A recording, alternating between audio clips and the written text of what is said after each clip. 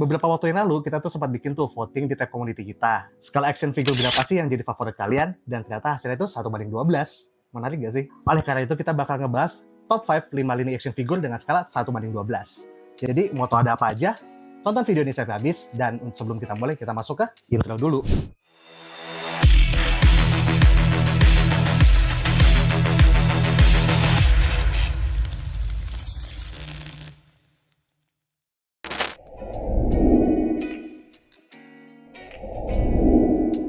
Di urutan kelima ada Marvel Legends. Buat kalian yang seorang true believer atau sebagai fansnya Marvel, ini jadi pilihan wajib nih buat kalian yang suka koleksi karakter-karakter dari Marvel ini. Nah, awalnya itu sebenarnya Marvel Legends tuh dirilis sama Toy Biz dari tahun 2002 sampai 2006.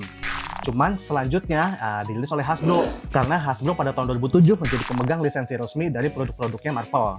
Bedanya antara yang versi Toy Biz sama versi Hasbro, nah kalau versi yang Toy Biz itu, kalian selain dapat figurnya juga tuh setiap pembelian, nah di dalam packagingnya itu, kalian juga bakal dapat komiknya tuh.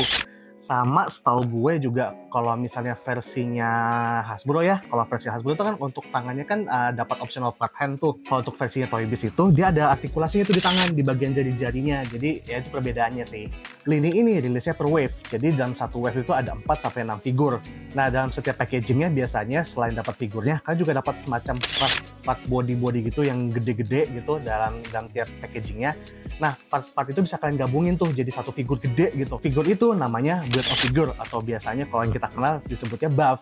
Selain versi regulernya yang per wave tadi yang gue sebutin tadi, ada juga tuh yang versi box setnya tuh. Misalnya box set kayak yang versi Infinity Wars kemarin, Infinity Saga, misalnya per box ada berapa figur gitu. Atau yang versi kemarin yang X-Men anniversary 60 tahun, nah itu ada yang box set juga tuh. Nah, selain itu juga ada juga yang versi special edition tuh, misalnya kayak cuma rilis terbatas di NYCC, tuh di SDCC, Comic-Con gitu, atau yang dijual secara ini ya limited di retail terkenal di sana gitu di Amerika, kayak misalnya versi Target, jadi kayak special editionnya Target, special editionnya Walmart atau special editionnya Amazon, atau bahkan cuma dijual online doang di Hasbro Pulse. Nah, Hasbro Pulse sendiri itu sebenarnya adalah website khusus untuk produk-produknya Hasbro. Jadi kadang ada yang dijual di retail, di Hasbro Pulse juga ada, kadang cuma ada di Hasbro Pulse doang di website itu.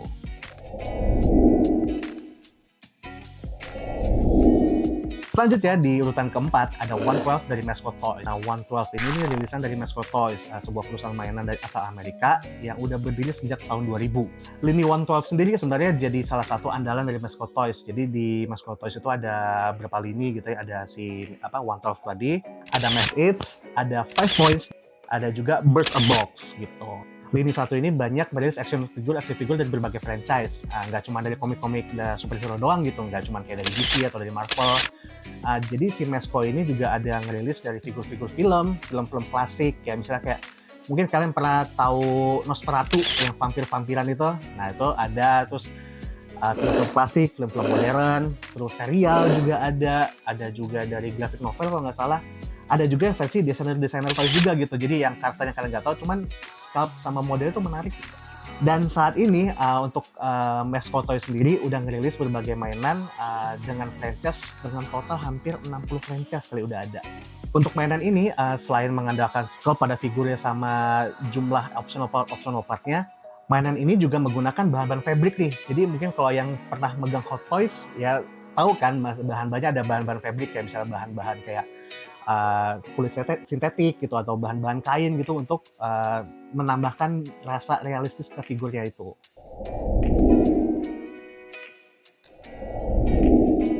Lanjut ke urutan ketiga ada Mafex. Nah, Mafex ini adalah rilisan dari Medicom Toys. Medicom Toys sendiri adalah sebuah perusahaan mainan asal Jepang gitu, yang udah berdiri sejak tahun 1996 kalau nggak salah. Koreksi kalau salah ya.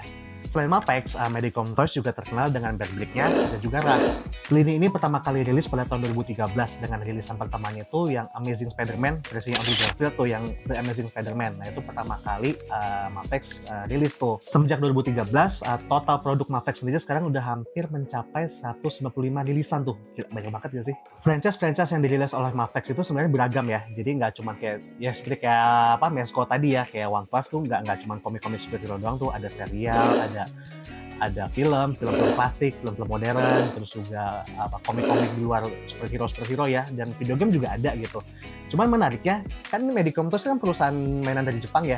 Tapi franchise yang diambil tuh kebanyakan dari barat gitu, produk-produknya atau franchise-franchise-nya. Jadi ya agak belang aja sih, yang biasanya perusahaan mainan Jepang adopsi franchise-franchise Jepang, tapi dia ngambil yang versi Amerika semua tuh kebanyakan. Ya beberapa ada sih yang Jepang juga gitu, cuman mayoritas ya franchise-franchise Amerika atau Eropa gitu yang diambil. Nah, kelebihan dari Mafex sendiri nih kalau gue bilang dibandingin sama brand-brand lain atau lini-lini lain tuh detailnya tuh paling oke menurut gue dari scope. Misalnya kalau untuk yang real, yang kayak muka manusia, misalnya karakternya manusia gitu, itu bener-bener real gitu, kayak shadingnya, sculptnya segala macam. Terus misalnya contoh kalau gue bisa bilang kayak Shazam deh yang pernah gue pegang deh, Shazam yang versi tahun 2017-18 kalau nggak salah. Cuman kekurangannya ya karena mesti nge-sculptnya lebih detail, mesti lebih teliti, jadinya setiap rilisannya tuh agak lama gitu dibandingkan SAF. Misalnya SAF, misalnya filmnya rilis di bulan Maret, SAF di 2 bulan kemudian. Nah, Mafex itu bisa setahun kemudian baru rilis tuh. Jadi ya mungkin untuk mengejar kualitas, jadi harus memakan waktu lebih lama jadinya.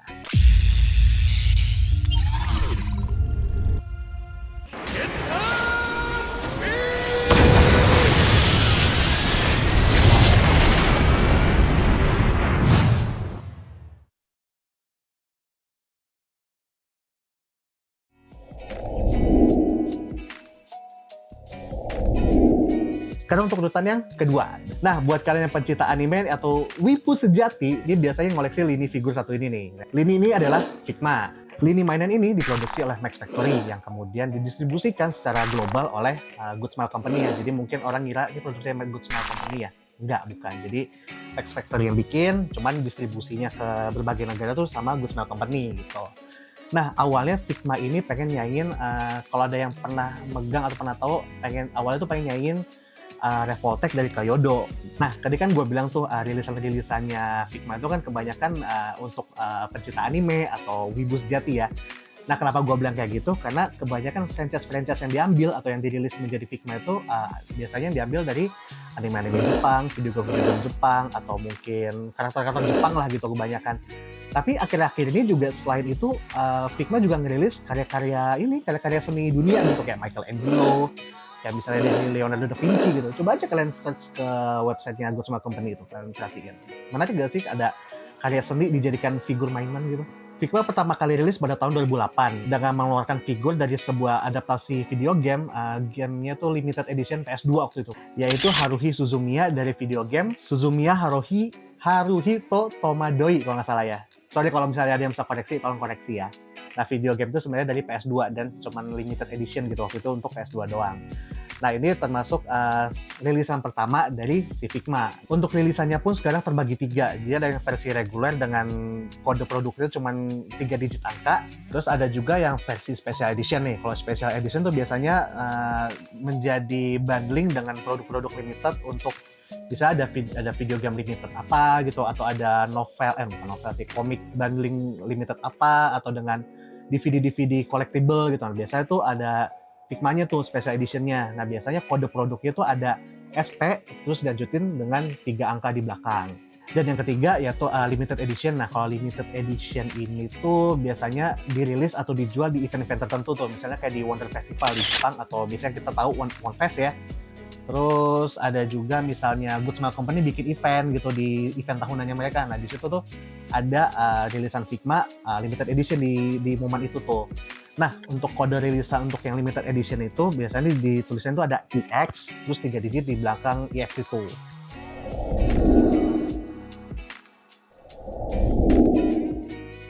Dan di urutan pertama sekarang yaitu adalah SH Figuarts. Nah, atau biasa kita sebut SHF ya. Dia udah nggak ada yang bisa ngalahin lagi sih. Udah terkenal banget, udah menjadi opsi utama bagi para kolektor-kolektor mainan untuk skala 1:12 dengan rilisan yang banyak, dengan apa ya, franchise-nya udah seabrek-abrek ya, setahun tuh bisa berpuluh-puluh figur rilisan SHF hadir di tiap tahunnya. Tapi pertama-tama pengen gue jelasin dulu tuh histori SHF-nya dulu ya.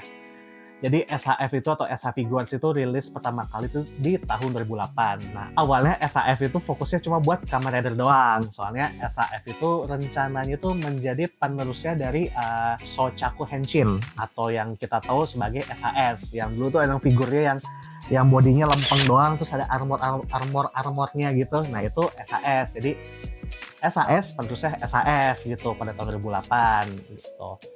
Terus seiring berjalannya waktu gitu, nggak jadi Kamen Rider doang tuh, jadi ada berbagai franchise-franchise lain lah gitu. Kayak misalnya untuk Godzilla ada SAM atau SA Monster Art, atau ada The Arts untuk khusus kayak untuk Pokemon, Mega Man, atau ada apa Digimon gitu kan, atau apa Ultra X juga. Ultra X kan biasanya untuk yang lini-lininya dari Toho atau Ultraman ya. Cuman makin kesini semuanya udah mulai disamaratain deh, jadinya SAF aja gitu, SA Figure Arts gitu. Makin kesini tuh untuk yang spin-offnya tadi tuh udah mulai discontinue.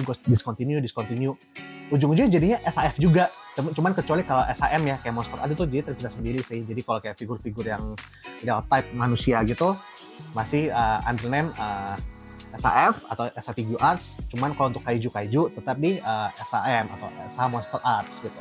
Nah, untuk rilisan SAF sendiri ini bermacam-macam nih franchise-nya, nggak cuma dari yang Super Sentai atau Tokusatsuan gitu ya, nggak cuma Kamen Rider, Dragon Ball, terus anime-anime juga banyak, ada juga film, ada juga serial-serial gitu, kayak serial Homelander, The Boys misalkan.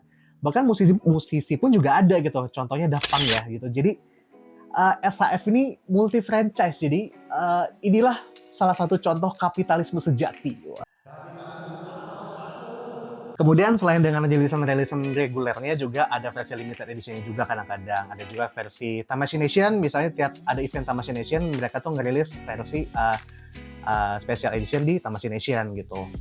Dan juga makin kesini juga ada versi yang namanya Shinchoku Seho. Nah, Shinchoku Seho ini ibarat kata upgrade versinya dari versi regulernya. Misalnya dulu ada SAF Ultraman Kuga, ada SAF Kamen Rider Agito. Nah, mulai ada tuh versi upgradednya di Shinkocho Seho. Nah, awalnya juga Shinkocho Seho sendiri pun awalnya pengen difokusin di Kamen Rider aja tuh. Cuman makin kesini ya ada juga ya Ultraman 3 ada. Setahu gue juga selanjutnya bakal ada Super Sentai juga, Gokai Red juga mau dibikin Shinkocho Seho-nya juga. Pokoknya macam-macam lah. Jadi ibarat kata tuh SAF tuh palu gada sih, apa lu mau gue ada. Jadi langsung dibikinin sama mereka. Jadi emang SAF kenapa jadi brand favorit untuk lini 1:12 tuh karena emang ya pilihannya banyak, franchise atau rilisannya juga macam-macam sesuai dengan interest kalian masing-masing ya. Yang suka Sentai, yang suka Ultraman, yang suka anime-animean gitu juga segala macam tuh ada semua tuh di SAF. Itu dia tadi top 5 lini action figure skala 1:12 versi kotak coklat. Nah, mungkin kalau ada yang nggak kesebut, coba kalian tulis di kolom komentar ada apa aja sih yang belum gue sebutin, atau mungkin kita perlu bikin versi keduanya juga, atau versi revisinya lagi, langsung aja tulis di kolom komentar. Sekian dulu untuk video kali ini. Jika kalian ada masukan, ada kritik atau saran, langsung aja tulis di kolom komentar. Jangan lupa untuk share, like, subscribe juga ya, dan nyalain lonceng juga channel Kotak Coklat untuk selalu bisa update terus konten-konten terbaru dari kami di tiap minggunya ya. Sekian dulu video untuk kali ini. Sampai jumpa di video selanjutnya ya. Ciao!